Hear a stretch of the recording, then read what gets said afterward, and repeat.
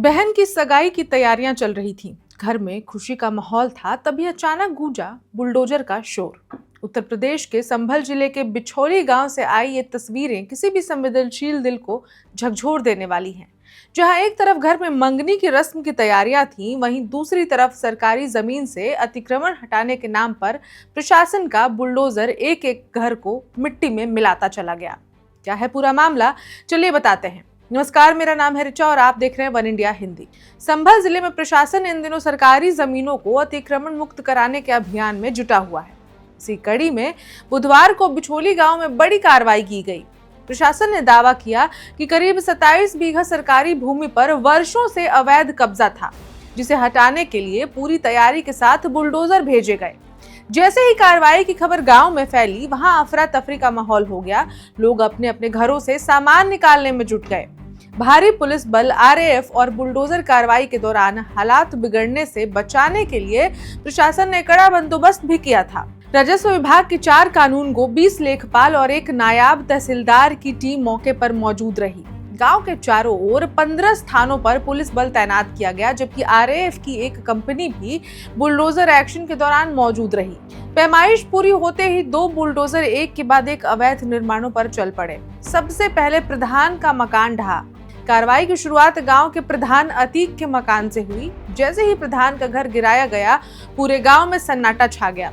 इसके बाद अन्य मकानों को भी बुलडोजर से ढहाए जाने लगे। लोग टूटते घरों को देखते हुए भावुक हो गए, लेकिन भारी पुलिस बल के सामने खुलकर विरोध करने की किसी की हिम्मत नहीं हुई। सगाई वाले घर पर चला बुलडोजर। इस कार्रवाई का सबसे भावुक पल तब सामने आया जब एक ऐसे घर को तोड़ा गया जहां उसी दिन मंगनी की रस्म होनी थी। परिवार के एक युवक ने बताया कि उसकी चचेरी बहन की सगाई थी और मेहमान आने ही वाले थे। घर में खुशी का माहौल था, लेकिन अचानक बुलडोजर आ पहुंचा। युवक ने सवाल उठाया, क्या आज ही का दिन इस कार्रवाई के लिए चुना जाना जरूरी था?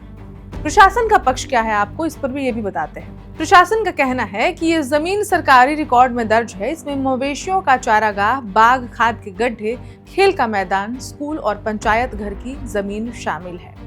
तहसीलदार धीरेन्द्र के मुताबिक ये मामला 2022 से कोर्ट में चल रहा था और सभी स्तरों पर बेदखली का आदेश मिल चुका था। मानवीय आधार पर लोगों को सामान निकालने के लिए समय भी दिया गया था। लेकिन ग्रामीणों का आरोप क्या है, आप ये भी सुन लीजिए। वही ग्रामीणों का आरोप है कि जानबूझकर ऐसा दिन चुना गया जब गांव में खुशी का माहौल था। कुछ लोगों ने दलालों पर भी आरोप लगाए, जो प्रशासन को अंदरूनी जानकारी दे रहे थे। कुल मिलाकर ये कह सकते हैं कि अवैध कब्जे पर कार्रवाई ठीक बात है, लेकिन जहां इतने साल इंतजार किए गए, कुछ दिन और इंतजार तो किया जा सकता था। किसी के घर में मंगनी थी, गांव में खुशी का माहौल था, बारात आने वाली थी, लड़की लड़के पक्ष एकत्रित थे, तो थोड़ा इंतजार तो करना चाहिए था। इस खबर में इतना ही, लेकिन आप क्या सोचते हैं, कमेंट करके जरूर बताएं और देखते रहें one India Hindi. Subscribe to One India and never miss an update. Download the One India app now.